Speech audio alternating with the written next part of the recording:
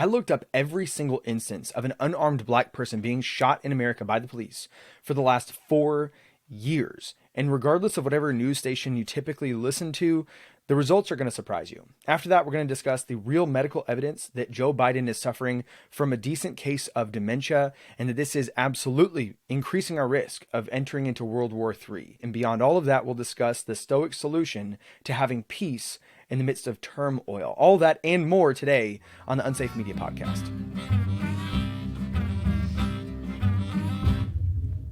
I'm not going to bury the lead. I looked up every single one of the instances of a black man or woman being shot by the police, and then I subcategorized them based on their interactions and the way that they behaved with the police. If you are an ordinary black person engaging with the police in what would be considered a normal way, your chances of being shot to death by the police, expressed as a percentage, rounded off to the nearest 100,000th, and I swear this is a literal number, your chances are 0.00000%. It's roughly 1 in 18.6 million. Let me prove it to you. Apparently, millions of Americans believe that well over 1,000 unarmed black people are killed by police every single year. And in contrast to that, the actual number is around 13. In the last 4 years, there have only been 51 unarmed black people who were shot. But that isn't true. I'm getting all of my information from the Washington Post police shooting database. You can check it out here. This is the gold standard for police shootings. They boast that the Washington Post database contains records for every fatal shooting since 2015, and they go on to support that claim by saying the FBI and the CDC also log fatal police shootings, but the Post has documented more than twice as many fatal shootings by police as recorded on average annually by these agencies. And yet, out of those 51, 7 of them actually had their own guns during the interaction. Now, you may be asking, how is it that a prestigious organization like the Washington Post, which boasts 6 different researchers and reporters and 6 different editors, how could they have an error rate of 13% when it comes to classifying people as either armed or unarmed? Well, I'll get to that in a longer form video where I'm going to go through literally every single one of those 51 incidents, and I'm going to break down this database and show you how the Washington Post has in fact been ideologically captured. But for now, just know that of the 51, 7 had their own gun. That means we have 44 in 4 years left over. Out of those 44, 8 of them were actively going for the gun of the officers. Now, I know that that sounds like a convenient excuse, except because we have seen actual police reform and a lot of agencies have sprung for body cams and have been required to do so, we have real footage of people literally either going for the guns. In some cases, we have an instance of a man fully grasping the handle of an officer's gun. In another instance where the body cam footage wasn't released, a multiracial jury did look at it and they concluded that the officer was reasonable in assuming that the man was in fact going for his gun. So once you remove all those who either had their own guns or were going for a gun in the midst of the interaction, and now you're looking at only those who don't have possession of a gun, you're down to 9 per year. That is 36 situations over 4 years.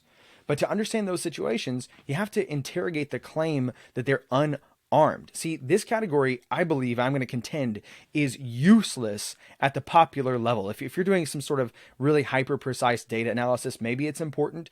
But the whole reason why we have that category is because it's intended to communicate that the suspect is not actively presenting a threat to the life or bodily harm of the officer or civilians around them.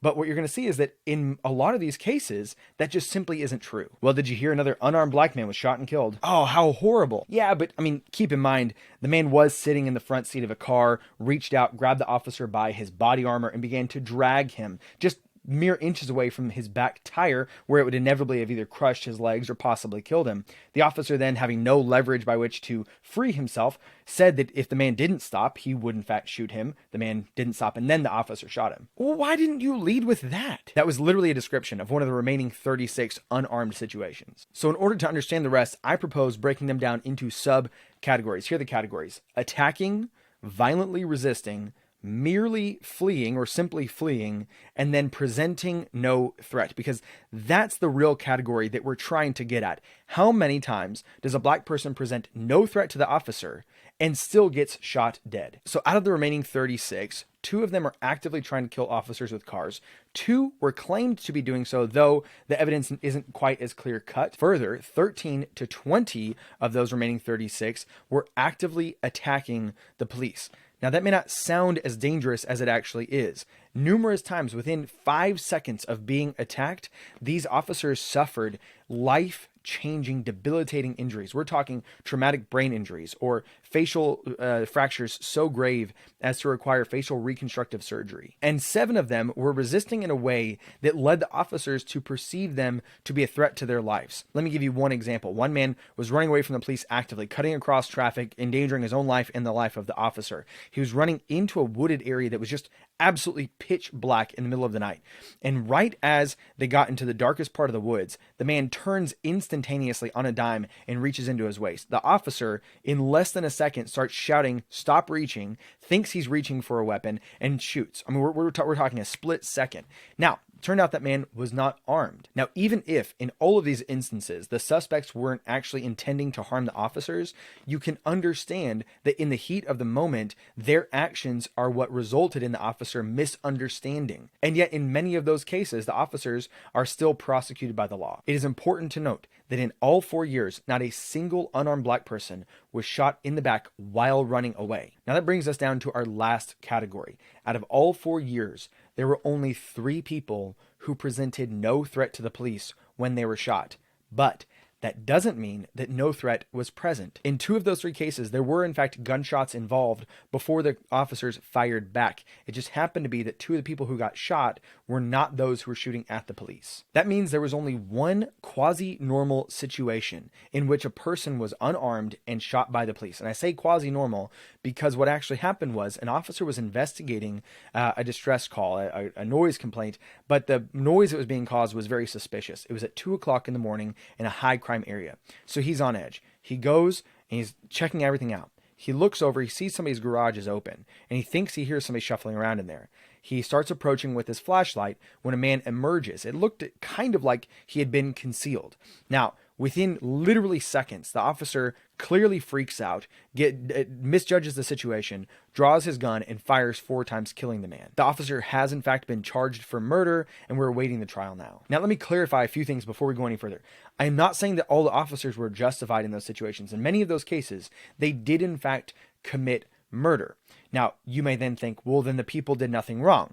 Murder means they did nothing wrong. That's not true. Remember my very precise claim that if you interact with the police in a normal way, your chances of being shot to death are extremely low because their chances of misunderstanding you as a threat really radically decreases. Is it possible still that as an innocent person doing everything right that you can still be shot by the police? Absolutely. But this is far less likely than other extremely rare dangers. For instance, between 1995 and 2000, there were about 29 deaths of black men who were struck by lightning. That means roughly you have a 5 to 10 times greater chance of being killed by lightning than you do by being killed by a racist cop who has absolutely no regard for your life while you are interacting with him in a perfectly normal way. Now, the narrative that officers are hunting down young black men is an essential part of the progressive and social justice critique of America, but it's not the only claim. And so this doesn't debunk the entire criticism that we have of the police. In fact, let me just simply say there's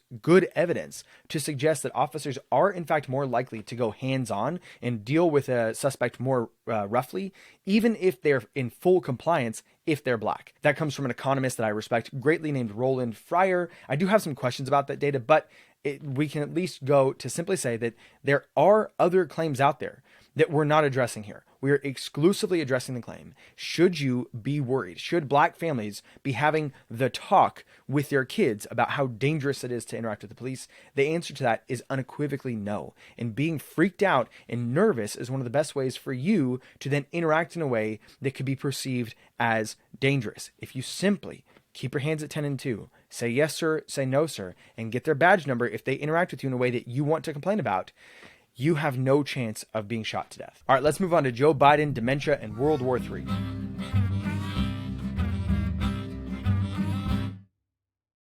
Joe Biden almost certainly has dementia. My money is on vascular dementia.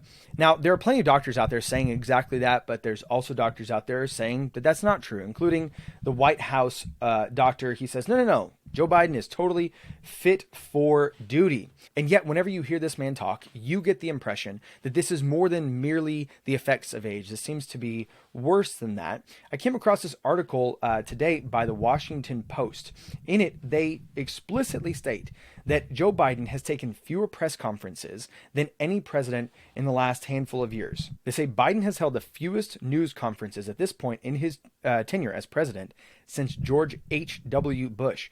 Only 13 solo press conferences and 7 jointly. Now that means he's not answering the majority of the questions, and they include here, many of them included only a handful of questions. He also participated in the fewest interviews, 74 of any chief executive since Ronald Reagan. In comparison, Trump at this point of his presidency held 52 news conferences and granted 273. If you're not quick with math, that means he did 4 times more news conferences and conducted 200 more interviews. Continuing, every president going back decades has sat down with the Washington Post and the New York Times, but Biden so far has declined to do so, though he has given access to generally friendly columnists and commentators. But of course, that's exactly what we're criticizing him for. And of course, the question then is why? And the answer is absolutely clear to everyone. Frank Sesno, former CNN Washington bureau chief, he says that the goal is to limit exposure to unpredictable situations. And why is that? Because he's gaffe prone. It sounds like he's mangling or mumbling his words, and therefore less is more. Controlling access is advantageous. That's a pretty generous way to say it, right? And when we say that he's giving access to friendly journalists, what we mean is he's giving access to journalists who pre-clear the questions ahead of time.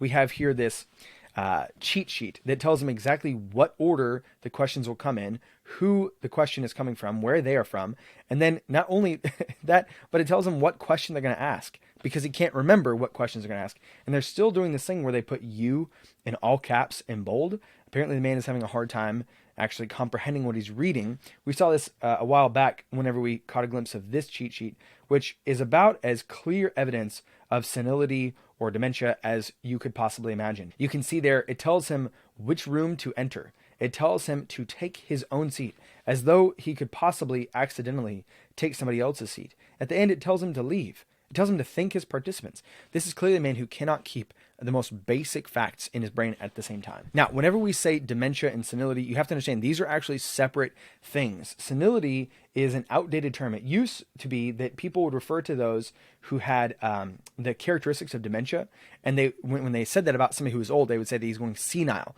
He's old and his mind is starting to go. But that's not the way it works. In fact, these symptoms are not a regular part of aging. Muscle wasting, a decrease in your VO2 max, these occur when you get older. Dementia is not a necessary component of aging. This is a specific neurocognitive disorder. Dementia is an umbrella term that encompasses a range of neurocognitive disorders that cause memory loss and difficulty communicating, reasoning, and problem solving, and they also impact other things like your motor skills. Now, of course, we've seen Biden get lost on stage numerous times. He can't remember his cues, where to go, kind of pauses, turns around, not sure. Wait, nope. I guess I go this way. Same thing in this situation. You can tell when he's lost because his hands kind of go to this 45-degree angle. Am I supposed to go take a picture with this lady? I'll just kind of drift over here. This gentleman comes along. No, Mr. President, we're going the other direction. And he very cautiously makes his exit. Here we see him drifting off stage again, not sure where to go. There clearly was an order of events, but he doesn't remember what it is. In a few moments, another speaker will begin to speak, and he's just going to slowly kind of find his way to the edge of the stage. Another man speaking now. He clearly has no clue what's going on. Here he has a hard time judging distances, didn't notice the sandbag, falls on stage. He's climbing up the stairs, looking good so far. So far, so good. Then he hits that second landing, looking at second set of stairs, takes him down. There he goes. And of course, we can add to both of those the time he fell off the bike, and every compilation of him mumbling words that you've seen, they all count as evidence. According here to Axios, it goes beyond simply his getting lost. It goes beyond his inability to keep himself standing upright. Apparently, behind closed doors, he has a quick trigger temper. The president His admonishments to those around him include, GD it, how the F don't you know this? Don't you effing BS me, and get the F out of here. Speaking Biden is a particular skill set, they said. It can take years to navigate his moodiness and anticipate the information that he's going to ask for. Losing control of your temper is another one of these symptoms. In fact, let me just go here to this fact sheet from the Alzheimer's Institute, or rather, let me say the Alzheimer's Society. And we're going to look here at the stages of dementia. Now, these are not a diagnostic tool, but they are used in order to determine if you need to be checked out. Because in order to formally diagnose the president with dementia, you have to run him through a battery of tests. They refuse to submit him to that battery of tests for obvious reasons. In the early stages, the most well-known early symptom is memory loss, difficulties thinking things through and planning. Man, that sure would be a shame if he couldn't think things through on the precipice of World War III. A person may get confused more easily and find it harder to plan or make complex decisions. Kind of seems like something you might need to be able to do as a president. Language, and communication are often affected early on. A person may struggle to find the right word. How often does he do exactly this? I had an ailing family member a while back, and when we talked to the doctors, they said, have you ever noticed that he will kind of talk around an idea? Well, that's because he can't bring to mind the actual word, and so he just kind of talks around the concept until he can find it. They have poor orientation. That means that a person may take longer to recognize where they are or even get lost. I wonder if we've seen that just in the last several moments. People may also struggle with visual perceptual difficulties. This can cause problems judging distances, for example, when using stairs. And changes in mood or emotion are common in this stage. The person may be more anxious and frightened. Moving on to the middle stages, the existing memory problems get worse. They may find it harder to recognize family and friends. Remembering new information may get harder. Remember whenever he was calling out for a dead woman in the crowd because he had forgotten that a month ago she had died. The way the person speaks or uses language is likely to get worse at this stage too. The gaffes keep coming at an ever increasing pace. They may forget what they're saying mid-sentence. And at this stage, they may start to struggle with paranoia, not knowing who they can trust. Again, something that would be really important for the President of the United States to not be suffering from. Now, it's beyond simply the symptoms that we see caught on camera. Obviously, there's all the ones that are exhibited behind the scenes that you were never privy to, and you're not privy to most of them, again, because the president is cloistered away and doesn't want to give actual press conferences. But you may not know this, Joe Biden is one of millions of Americans around the world who suffers from AFib. I'm not going to even try to say it. I have mush mouth, and it would come out terrible. But he has AFib. What is AFib? Well, it's a condition of the heart, but here's what's important. AFib increases your risk of having a stroke 5-fold, and it doubles your risk of heart attack, and it's an independent risk factor for dementia. Interesting. According here to the Moody Neurorehabilitation Institute, in 1988, Joe Biden was experiencing neck pains and headaches. He did not know it then, but soon his life would change due to aneurysms. An aneurysm is a weak spot in an artery, which can lead the artery to break. In his case, the artery broke in his brain in the form of a stroke, which has a high fatality rate. Following a February speech in New York, he passed out in his hotel and was unconscious for 5 straight hours. He later required 2 brain surgeries for the aneurysms. One had already broken and the other had the potential to break. Listen to this. He initially had common physical effects of stroke, such as facial droop. Now, why is that so important?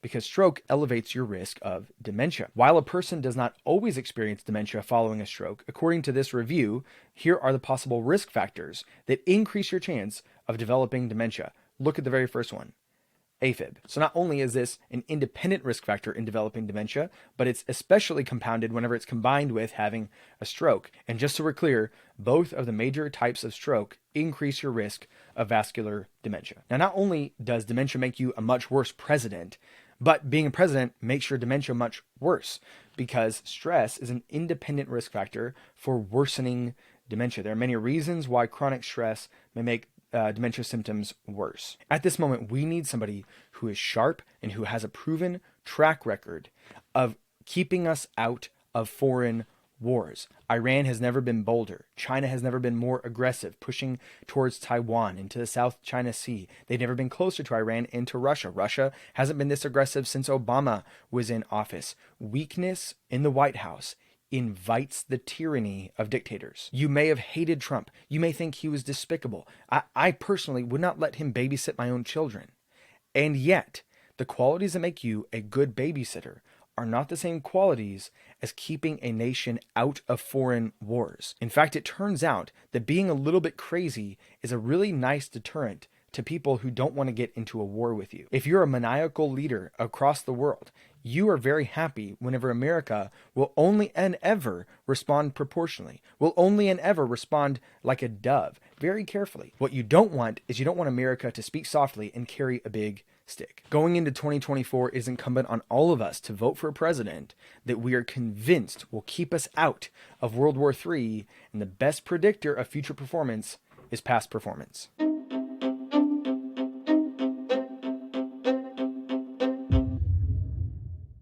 All right, time for some rapid responses. This has to be one of the most uncomfortable viral videos I have ever witnessed. Would you date someone who's plus size?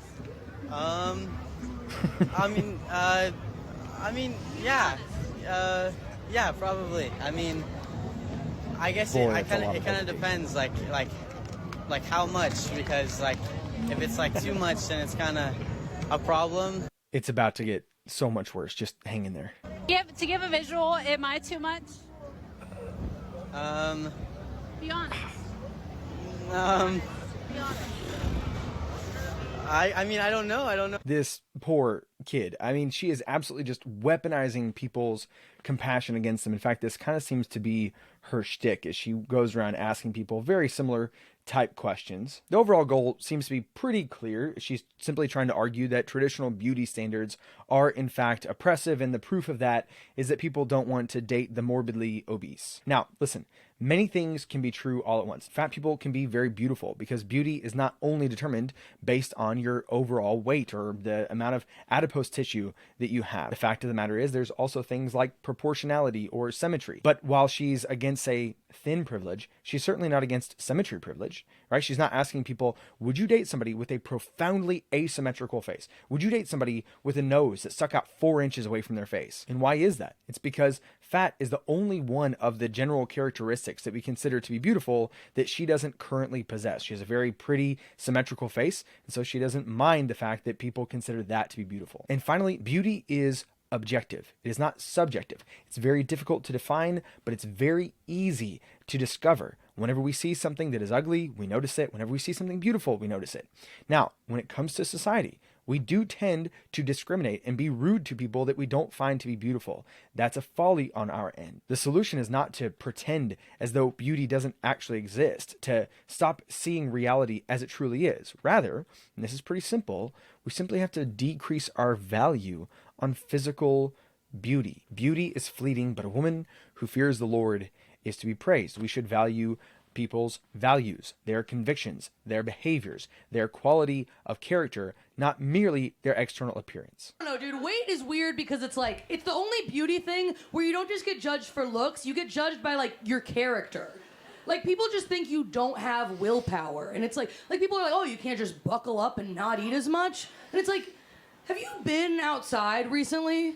It's not like we're still foraging for berries and I sat down and ate 1,000 for 5 hours. Like, it's easy to fuck up. Like, it's rigged to get, it's designed to make you fuck up, dude. Subway sells sandwiches by the foot. Like, it's over, bro. A foot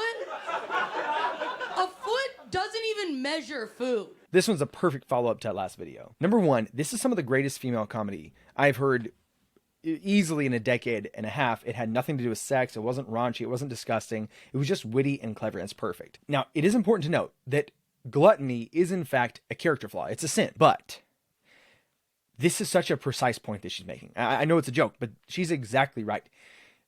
To be a glutton in the 1200s required an excessive amount of money and an excessive, you're wasting your money the same way like a gambler would.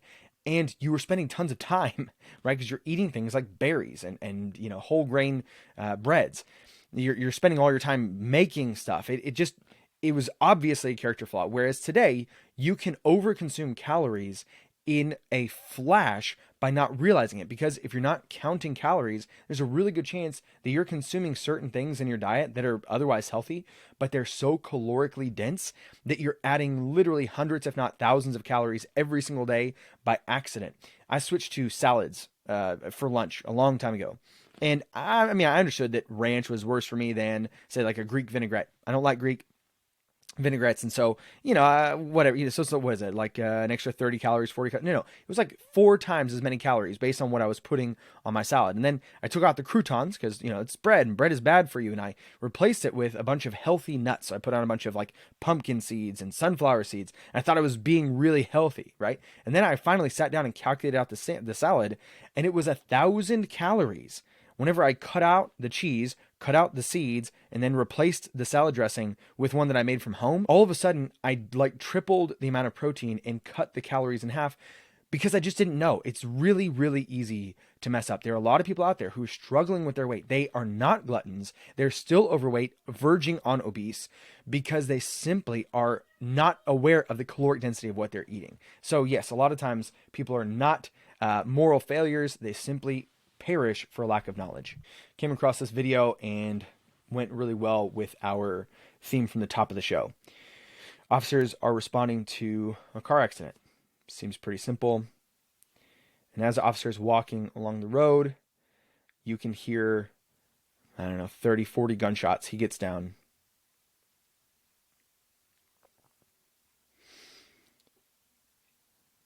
The officers are ambushed. He begins to fire back. What we talked about the stats, that if you're an ordinary black guy going about your life, your chance of being shot by a police, something like 1 in 18 million. There are 655,000 police officers in America, and about 67 are shot per year. That means about 1 in 10,000 are shot every year, which means that they have something like 1,800 times the chance of being shot going about their everyday life than a black man does. And I want you to understand when you're watching this video, this cop was just out here trying to help a traffic accident. In 1 minute and 46 seconds, one officer is shot and killed. 2 other officers are shot and were since sent to recover.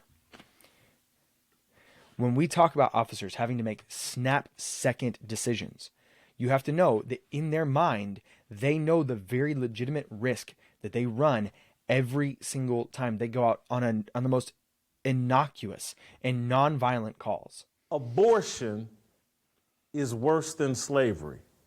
Hot take. And I say that because we have this mentality that's that an easy one. The founding fathers were the worst people in the world, and oh my God, they had slavery. And I'm like, well, hold on, man. We got abortion basically on demand. And we got people out in the streets having convulsions. I can't kill my baby whenever I want to. Now, you may be very, very offended hearing him say that. And I think it's because you're under the impression that we're denigrating how wicked and destructive slavery was. We're not. Rather, when we say that abortion is worse than slavery, we mean typically in its scope, the sheer volume of people caught up in it.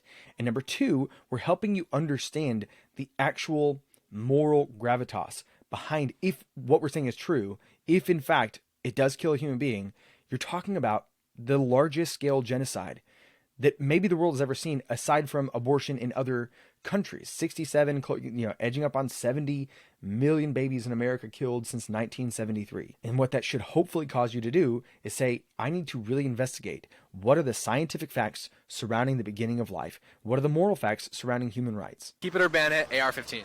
Ban. Ban it. Do you think that you're more likely to be killed by a knife or an AR-15 in the United States? An AR-15. What if I told you that according to FBI statistics, 4 times as many people die every year from knives or cutting instruments? They're delusional. I don't know. It's the FBI. Oh. I don't believe that because there's mass shootings all the time, so I don't know. Well, there is mass shootings all the time, but there's also knife homicides. You guys think that we should ban knives? I don't know. I think guns are a bigger issue. That's all rifles, not just AR-15s, but all rifles. In 2019, the homicide rate was 364 people. Knives and cutting instruments, remember 364 was the rifles. 1,476. Well, you proved our point. More education. Well, thank you for Everybody's educating pretty us. uneducated. Of course, I appreciate you guys talking to me. I love that line there at the end. They need more education. That's actually what changed their mind. This is what changed my mind on guns as well. The fact of the matter is, this is one of those issues where people either have zero education or they're on the right. And those are really essentially your only options. Not rocket science in terms of what we need to do. Okay? But you got a bunch of feckless people who lack courage, who are in the United States Congress, who are pushing a false choice, which suggests you're either in favor of the Second Amendment or you want to take everyone's guns away. Notice that what she's saying is that she is for the Second Amendment. Keep that in mind. And it's a false choice.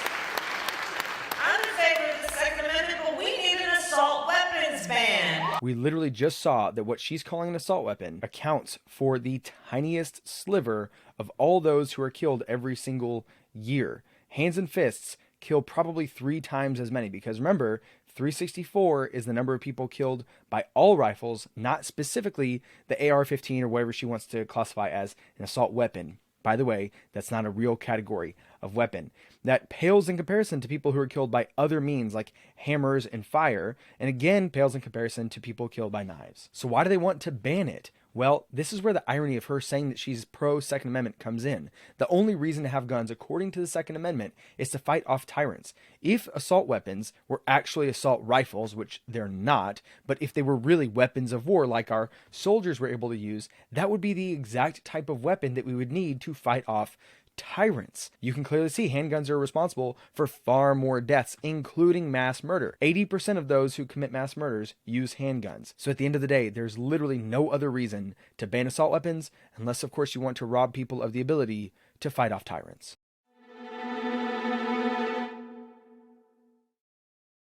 The reality is, you live in hard times.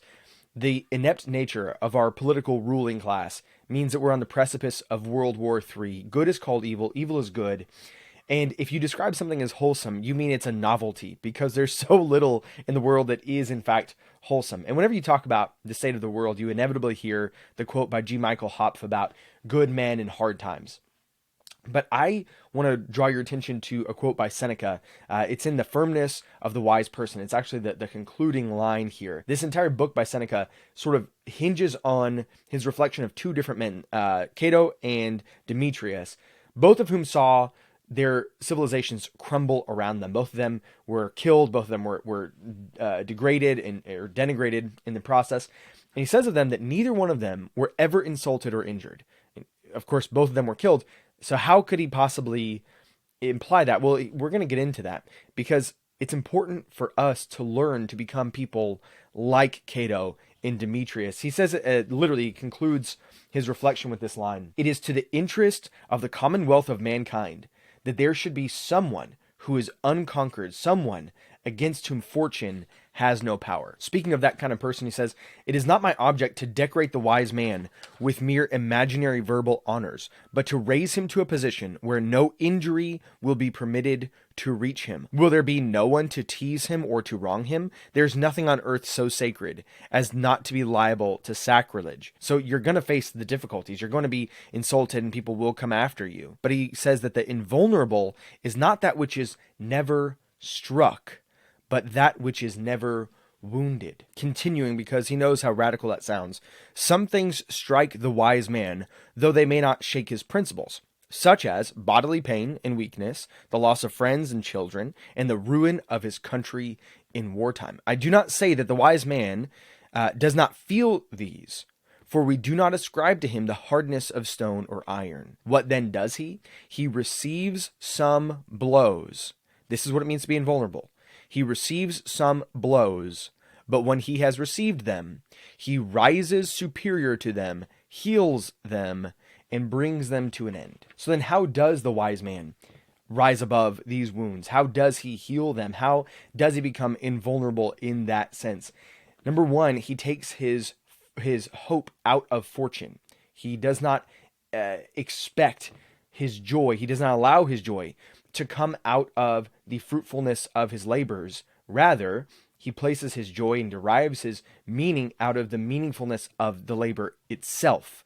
The labor, the good work that you're doing, that is the good end. You may not have a flourishing business. You may not have a flourishing family, but were you the man of virtue that you could have been in that circumstance? Were you faithful? Were you righteous? Were you just? Did you trust wholly in God?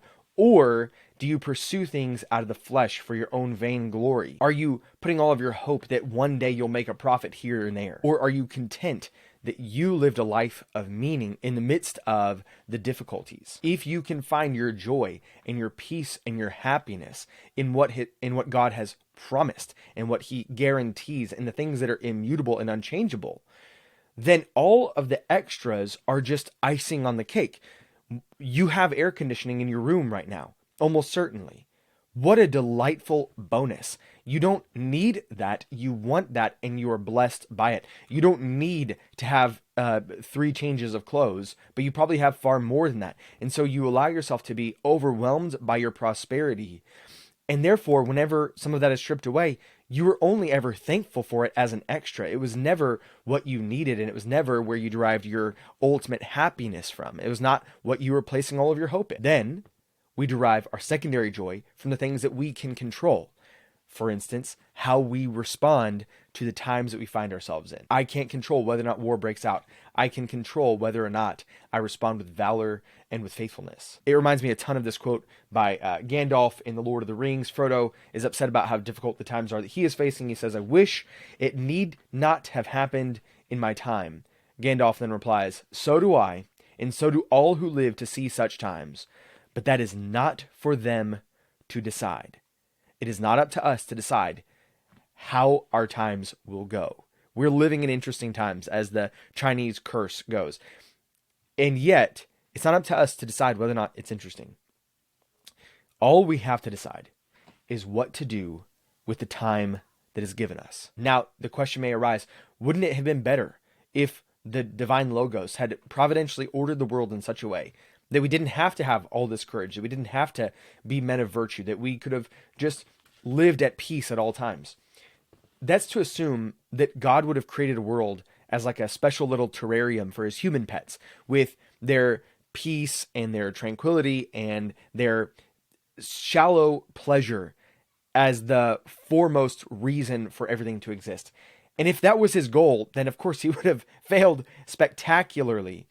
But that would have been worse, because we all know that a man who overcomes is better than a man who never has to overcome. I shall call him a brave man who war does not subdue, and the violence of the enemy does not alarm, not him who enjoys a luxurious ease amidst a slothful people. In other words, this is essentially self-evident. It's a tautology. It is better to be better.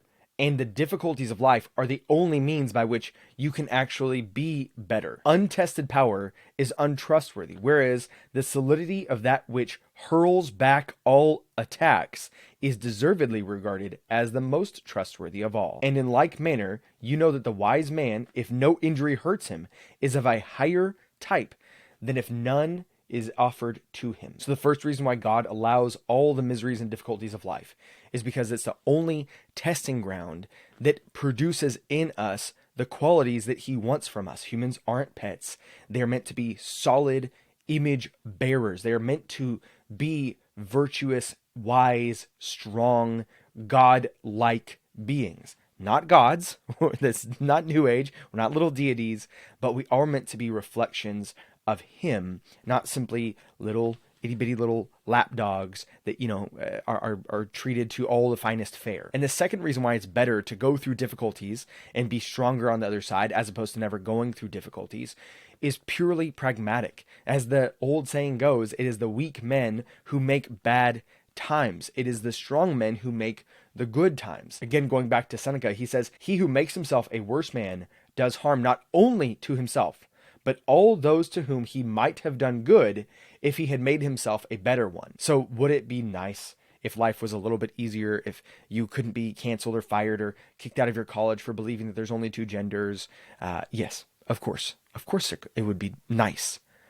But niceness doesn't produce goodness, and goodness is better than not goodness. Okay, that's it for today. This is Unsafe Media.